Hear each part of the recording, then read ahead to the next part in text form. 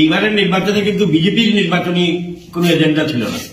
বিজেপির স্লোগানটাই ছিল Modi agenda, Modi guarantee. ভারতবর্ষের মানুষ এই গ্যারান্টিকে প্রত্যাখ্যান করেছে। নৈতিক দায়িত্ব নিয়ে তাদের আর সরকারে যাওয়া উচিত নয়, কারণ মানুষ মোদি গ্যারান্টিকে প্রত্যাখ্যান করেছে। তারা এবার 400 পার আওয়াজ তুলেছিলেন, কিন্তু এককভাবে তারা সংখ্যাগরিষ্ঠতা পেতে পারেননি। এরকম অবস্থায় দাঁড়িয়ে তারা আজকে এই সন্ত্রাসের পথ বেছে নিয়েছেন।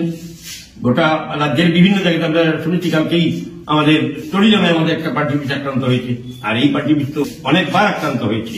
এটা নতুন ঘটনা না, কিন্তু যারা ভাবছেন যে এরকম গণ আন্দোলনের কেন্দ্রকে আক্রমণ করে গণতান্ত্রিক আন্দোলনের কর্মীদের ভয় ভীতি দেখিয়ে লাল ঝান্ডাকে দাবিয়ে রাখতে পারবেন, তারা ইতিহাস থেকে শিক্ষা নিতে পারেননি।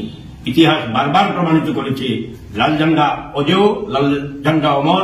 লাল ঝান্ডাকে কেউ রুখতে পারেনি, তারাও রুখতে পারবেন না।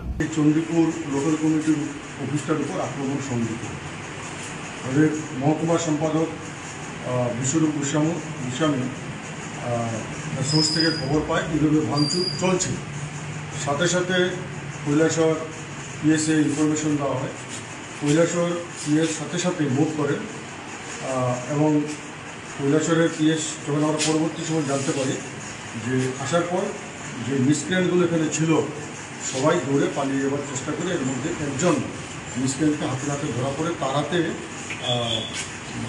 প্লাস, তারপরে হেমার, হাতুড়া এগুলো তার হাতে ছিল এবং তাকে রাত্রেবেলায় তাকে ধরে নিয়ে যায়। প্রীতম পাল নামে স্থানীয় বাসিন্দা তাকে নিয়ে যায়। গ্রুপের না হলেও 20-25 জনের একটা গ্রুপ ছিল সেখানে। এবং অফিসে আপনারা সহযোগী দেখেছেন আমাদের বিভিন্ন আসবাবপত্র এবং বাথরুম টয়লেটের সমস্ত জিনিসপত্র এবং উপরের তলার আমাদের একটা কম্পিউটার জেরক্স মেশিন ছিল, সেটাকে ভাঙা হয়।